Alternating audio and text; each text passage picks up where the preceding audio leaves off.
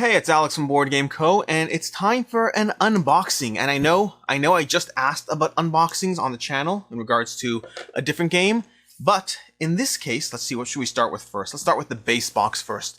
In this case, this falls into the category of an unboxing of a game that I haven't seen many unboxings of yet. I have not seen the masses start to pour into what's going on with this game and who's excited, who's not, who got their copy, all of that kind of situation. And so I figure this falls under the category of being an exception, an unboxing of a game that, despite my unboxing quality compared to other channels, well, I'm still going to go for it because I'm excited to see what's in this stuff. So this is going to be Alter Quest. If you haven't backed Alter Quest, if you don't know what Alter Quest is, I did a whole video on why I backed it, why you should or should not back it, or all that kind of situation. Obviously a little too late now, but this is Blacklist Games. Blacklist Games has a history of doing additional Kickstarters for games that they, well, had a positive critical reception, and so far this one, we'll see how the critical reception part goes, but it certainly did well. We're going to have a rulebook over here with, you know,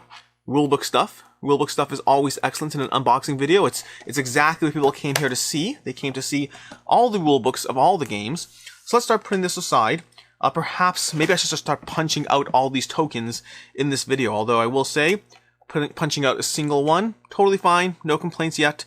And by no complaints, I'll say that tokens come in one of three general kinds in my experience. There are good tokens, like, you know, decent solid tokens like these seem to be. There are bad tokens that are either flimsy or punch out irresponsibly, leaving tears and rips, and these seem to punch nice and clearly, no issue whatsoever. And then the third type is ridiculously chunky tokens where I'm like, wow, that was completely unnecessary. This seems to be straight down the middle, where, you know, solid tokens, no complaints. We got the Alter Quest board over here, which is, again, not going to be anything particularly. If you've seen the game, you've seen the board. So here's just a subset of that board. It just gets larger, of course. It's pretty. I like it. It's simple and pretty. I think it's effective at what it's trying to do. It's different from the trend towards, you know, modularity that we tend to see nowadays. And then here we have the grand show, what people truly came here to see, which is the cards. The cards of the game. These look fine. I'll go through the actual card. I know you're here to see the minis. I'm obviously messing with you over here. We have Quella. So simple cards. You know, let's see if we can focus there. Seems like a decent card or whatnot. Obviously, if you de-shrink these or whatnot, you would see a whole lot more. And then we have Cedrin Highmore. Cedrin Highmore in your little card over there. Nothing particularly different or amazing, but what you expect to see. I did get the extra dice pack, so I can dump those in here with my additional dice. And again, those are going to be solid. Let's just go ahead and take those out. Those are just going to be solid, you know, decent dice or whatnot. Nothing to particularly write home about, but just nice dice. You roll them, you crit, you roll again, do all that kind of stuff. I believe they have the exploding dice in the mechanic. The one Street Masters, I believe, had as well. If I'm not mistaken, they had that aspect. I'm just looking forward to the hordes of content, the various packs full of miniatures and all that. See, something that's changed in my life that's interesting, that's going to be very relevant here. Whoa, miniatures. Okay, give me 1 second here. So something that's changed in my life compared to the advice I give on Kickstarter, the advice I actively give, is get a game to the table as soon as you possibly can, because if it's not for you, well, people are hyped about this game. People missed out on this game. People want this game. And so get a game to the table as soon as you can to see if it's for you, and if it's not, you can then sell it, trade it, or whatnot, and get your money back as much as possible. Do these close? No, these are fixed. Interesting. So these are doors. Interesting. So over here, if you see over here, the door kind of, you know, has an open stance, so it kind of appears open, but in reality, it's just stuck there. So at least it seems stuck there. It certainly seems molded on well. Not a complaint, mind you, just commenting. But yeah, those are the doors over here. These fit in interestingly, so you have to kind of slide them in there. We have, I'm going to come back to what I was saying in a second. So we have over here this guy. Hopefully this thing likes to focus. I don't know how well he focuses on this. And these are a solid step up from their previous miniatures, from Street Masters. I'm liking these a lot more, which always was the plan.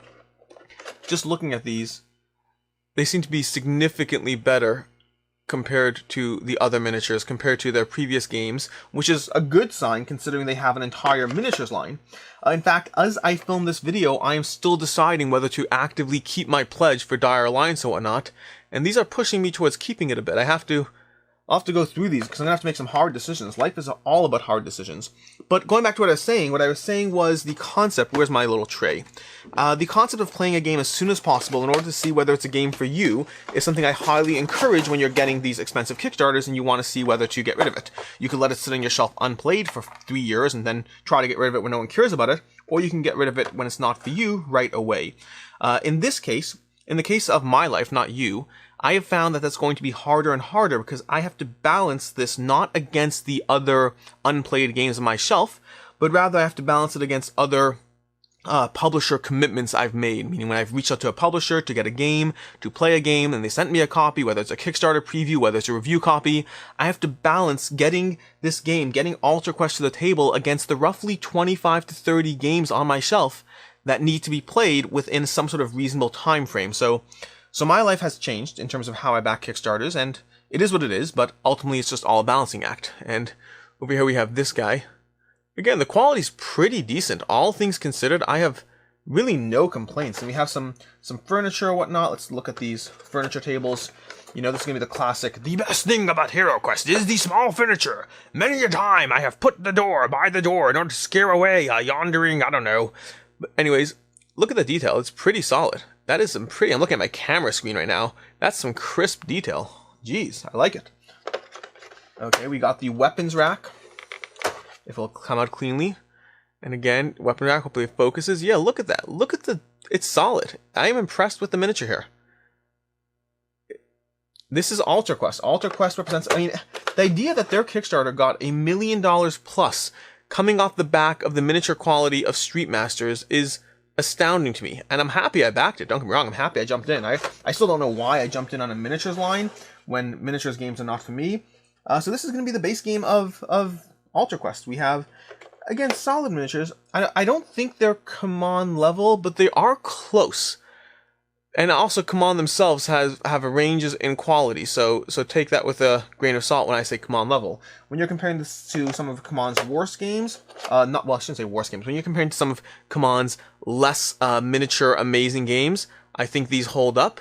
When you're comparing this to Blood Rage, Rising Sun, Hate, or whatnot, then I think these are still a step down from that. But a significant step up from, well, this guy's tiny, a significant step up from their previous stuff. And enough of a step up that I am happy with the fact that I backed their miniatures line. So we'll see how that plays out. Okay, that's going to be an overview of Core Box 1. You know what? Let's give you a nice little shot over here of Core Box 1, so you can take that all in. These are all the miniatures in this tray. I'll show you the other tray before I put this away, so you can take a look at what you're getting. And let's go ahead and take a look at tray 2. Before I put all this away. So tray 2 is actually pretty hefty, full of some nice gargoyles and whatnot. And that's going to be over here. Tray 2, just chock full of miniatures and doors. The doors are the fun part, because all the furniture and the doors and the accessories, those things, in my opinion, really add to a game. They really make a game stand out on the table. They immerse you in it. There's a reason I like miniatures, and it's not just because I want hordes of plastic. It's because I value the addition of what it does to the table presence. And let's just take one look here, because I wanted to look at one more thing. We have the Out of Luxon story guide. Ooh, a story guide. Cool. Okay, and then we have a rule book. And this is a thing I like to do for all my rule books, is going from where the actual rules begin, which is going to be past setup, board overview. So the rules start on page 11, and then with fairly decently, we got not pictures so much, but decently sized text. So it's not particularly text heavy. The rules will end on page campaign rules. Okay, so it looks like the rules will end on page 23. So we have 11 to 23, or 12 pages of rules effectively. So if you ignore campaign and if you ignore the unnecessary stuff, that's 12 pages of rules. I find that's a big deal in games in terms of knowing the difference between a 30-page rule book of how much of it is actually the text that matters. It gets rid of a lot of the intimidation factor of why you're, trying to get this game to the table. So let's go here and we're going to look at the first 4. So the first 4 over here, this is going to be a Let's take that plastic off. This is going to be a little expansion for the game. I guess, by the way, if anyone wondering, I did not get my miniatures line together with this. I know I got a question of if I was going to, and I said I have no idea, but who knows. And this looks like I certainly did not because, well, if they did, I don't know where it went. So here we go. Here's some tokens again. Just punchboard tokens, nothing. I'm not going to bother punching those. We'll take this out. And we have the first 4. Ooh, these look pretty nice. So we have a harpoon. There we go. Look at that. Look at that. Look at my fingernails. Look how clean those things are. Let's see if I want to harp on another of these. Oh, speaking of harp, let's go ahead and harp on focus. Focus, damn you. Okay. Oh, there we go. Yep. The best unboxing video you will ever see. And then stacks of cards. So this gives you more heroes, more options. More heroes are always a good thing in these styles of games. More miniatures, more playable characters, less focus, obviously. Yeah. There we go. Yeah, still solid. Nothing I'm, blown away by or writing home about, but I am happy to have more miniatures and more characters for my game. Okay, that's going to be the first 4 over here. We're going to put them in over here. Close that box up, and we still have 2 boxes to go. 2 boxes to go. Timestamps, of course, below for the relevant specific things. Do we want to do Runes of Arkenspire or stretch goals? Runes of Arkenspire it is. Thanks for deciding for me. Magical camera people who are definitely not watching this in real time, so that's more my decision process. But yeah, past that, I'm excited to get this game to the table. I will be reading the rules and trying to get to the table, but like I said, it is a balance with all the other content I have to do. But I'll see what I can do. If I can get this to the table in the next 2 weeks or so, get a good review out, play some games, I will happily do so. If I can't, well, it's sad. Ooh, this map looks pretty. Okay, I don't know what's happening here. All I know about is this map, this piece, this tile over here. That looks pretty. Anything on the back? Ooh, more pretty. I like it. I like it a lot. Okay, we got more pretty. This is going to be a Street Master style of single board situations. Again, pretty stuff. I'm a fan. I'm a fan. And then we have the cool miniatures. So when I say cool miniatures, what I am referring to is, let's see what we have here. Box 1. Do not open until instructed. I am a rule breaker, and no, I'm not going to open it. I'm not a rule breaker, not on camera. We have some cards over here. This seems pretty hollow. Anything underneath? Nope, nothing underneath. And so, what do we have? So we got this coffin miniature over here. It's a nice little coffin. Something can fit inside there. Probably some crumbs for my kids. We have these glowies. I love the glowies. Look at those. Glowing miniatures. Or whatever they are. Semi-translucent. You ever watch The Boys?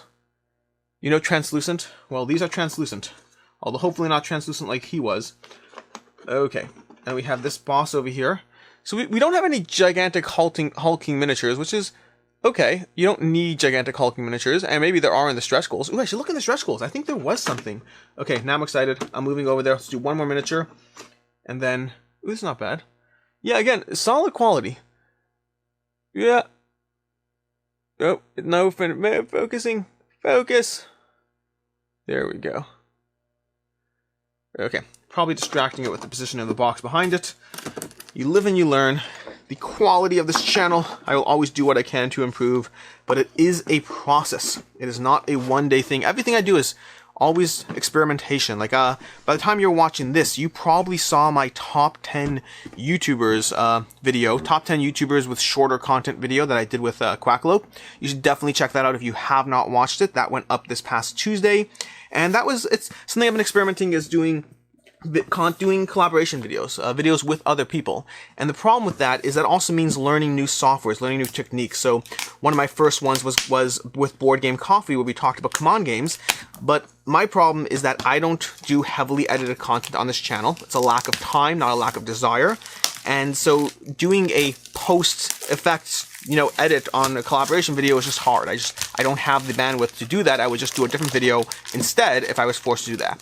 That being said, I want to improve the quality of my content always. And so when I did that video with not a single game present and just talking, I try to think through ideas of how I can make it better. And if you watch my Quackalope top 10 content creators with shorter content, then you see what the solution that I came to, which hopefully is a good compromise. Again, it's not going to be the heavily, amazingly edited content you'll see on other channels, including Quackalope, but it certainly is a step up in terms of, what I did the first time. So again, it's always a journey. It's always experimentation. Welcome to a Board Game Co. unboxing video where it's half about the game and half about just me talking about things and life and all that stuff. So, stretch goals, let's take this back a bit so we can actually open it. This is an example. It's not the full board, obviously, but this is an example of their other map, giving you more options, more room stuff, which is great. Again, I don't mind the lack of the customization you'll find in a modular system, but I do like having options, and that is options. Okay, I'll have to slowly clean up all this plastic. We got some miniatures over here. I'll leave those here. We got some dice over here. Don't know if you can see those over here. Just different dice, you know, stuff. What do we got? Got more cards, more cards. This is going to be so intimidating to actually go through. I'm going to start with the base box and then take it slow. So we're going to take out these miniature trays. And then we got 3 trays. Holy schmelts. Oh, and this card tray is on top, so we have to move this out of the way. Jeez, this stretch goal box. Blacklist Games. Thank you for the stretch goals. I mean, I paid for them, but still, thank you for the stretch goals. So, wow. Okay, let's do first a tray shot. General tray shot. That is tray 1 of 3 for the miniatures in this game over here. But what do we have? We have some fun things. So, let's see if I can pull this out without breaking it, because it's not making a... So that is a... Ooh, look at that. Look at that skull situation. Yeah. A little bit back. Little skull, little banner there. We have a bear trap over here. I don't know if you can see that over there. We go. Look at that bear trap. So we got a little bear trap on the board, which is going to be great. Some fire pieces over here. I assume this is fire. This doesn't look like fire so much as demon fire or an evil fire token. There we go. Okay. And that can go back in there. And let's see, what else do we want to grab from here? We got some archers. I like these archers. They look like they're ready to shoot people. That guy's ready to go. And we got a bunch of those. We got 5. Blacklist Games so far has done a lot of things in 5s, both in this game as well as in their other game.